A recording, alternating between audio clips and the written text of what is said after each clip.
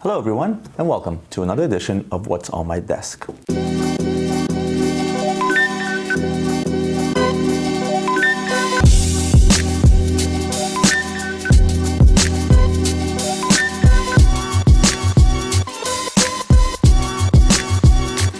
I've spoken to a couple of my viewers via DMs on Instagram as well as YouTube and over the phone, those that know me. They always said to me, listen, what's on my desk, they tend to have themes and so on and so forth. What's up with dress washes? It seems like after watching a few episodes, it seems like you're pretty biased to highly priced, bulky, sporty models. Well, technically I'm not. I love all watches. And I decided to do this episode and specifically dedicated to dress watches, and specifically to those that I would want to wear outside of something big and clunky. Case in point, I brought the 5327 Perpetual from Brigade. I brought a time zone from Lange Sohne, and I brought a half time zone from Blancpain, and I'll explain that later. I'm going to start with this Brigade 5327 BB, the Perpetual calendar. Brigade considers this watch as part of their Grand Complication collection, and rightfully so. This is a beautifully executed full Perpetual calendar to include the leap year and also a power reserve function. It is an automatic as well. Why do I like this particular watch? Well, for one, I'm kind of biased towards Brigade. To me, Brigade is kind of like the godfather of watchmaking, maybe because he created the tourbillon 200 some years ago. But look at the watch. If you look at it, it sort of reminds you of that old world pocket watch feel. Just the way the dial is designed, just the way the subdials are placed, and the way everything looks aesthetically kind of reminds you of, again, an old pocket watch, sort of a vintage look in a modern watch. Second, look at what they do with their movements. They could have left this movement plain Jane. They could have did a plain exhibition back, showed you the movement, and we would have been fine with that, but they took it to the next level. Look at the beautifully engraved movements. Look at the rotor with the signature cutout B in a rotor. They didn't have to do all that, but they did anyway because this is what Brigade does. It's got a deploying buckle. Again, signature Brigade design. If you look at the watch on the side, you can look at it from afar and you know it's a Brigade. It's unmistakably a Brigade. It's extremely thin.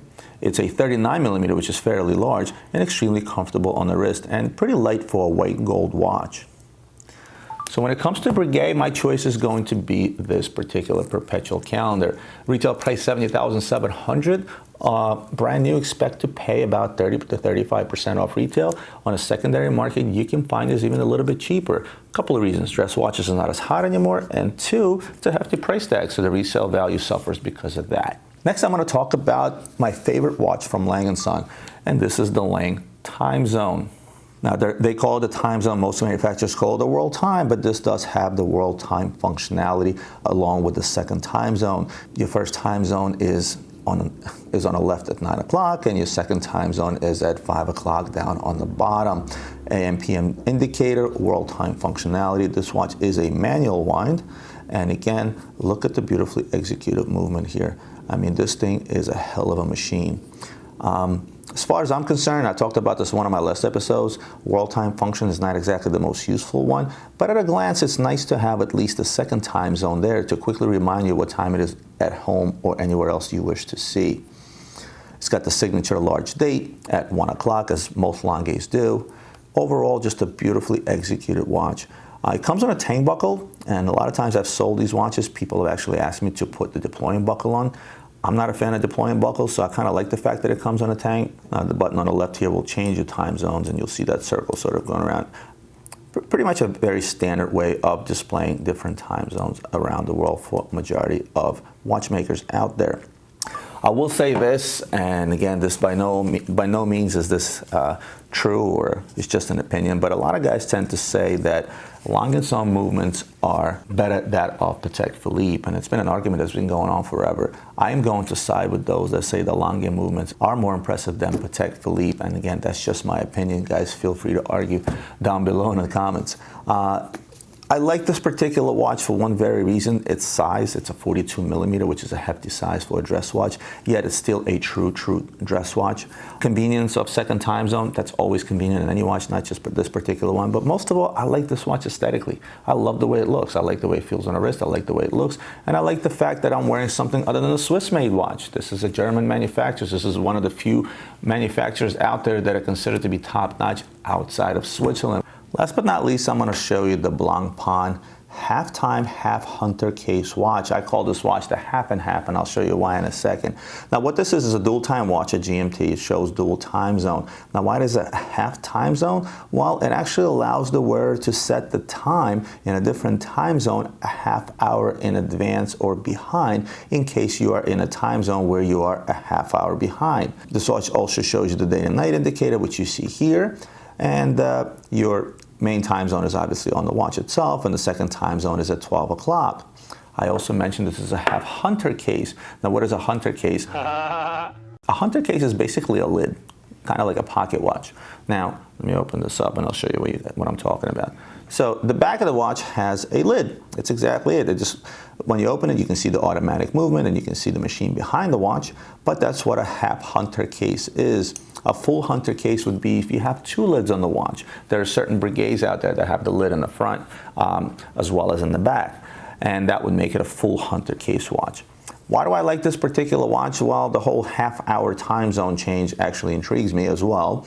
And not only that, I just kind of like the name that I came up with on this watch, the half and half watch. So if I ever wear this watch and people ask me, what do you have in your wrist? I say, oh, I have the half and half Blancpain. And now that I explain why it's a half and half, I'm sure you guys can relay. But again, aesthetically a pleasing looking dress watch from a major brand. It's got a deploying buckle on it that looks like a tang buckle, but yet wears like a deploying buckle or butterfly buckle instead. Actually, I like anything that allows me to play a little more with the watch, get my hands on it, whether it's extra settings or whatever it might be. And that's really why I chose to go with this half and half Blancpain. And this is something I most definitely would wear as well.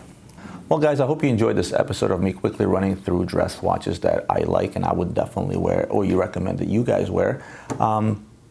Last but not least, I'm going to show you what's on my wrist, and purposely I decided to put on a clunker sort of to put things in perspective in regards to these dress pieces. And I'm going to put this watch against these three so you can see what I'm talking about. This is the Hublot Key of Time. I actually spoke about this watch on my last episode. Pretty extraordinary piece. And look at the size difference between the three. If I let me just get the biggest one here, which is the time zone, and put it next to this guy. And why sometimes I would rather go with a dress watch just to sort of lighten up the load on the wrist. This Hublot Key of Time weighs more than the three of these watches combined, oddly enough. In either case, I want to thank you guys once again for tuning in. Hope you enjoyed this episode. If you like this episode, make sure you hit that like button and subscribe to my channel if you're already not a subscriber. Last but not least, please share this video with those that you think may enjoy it. The only way my YouTube channel will grow is from viewers such as yourself that could share the same content with those that you think will enjoy it. I'll see you guys next time for more watch reviews and other watch videos.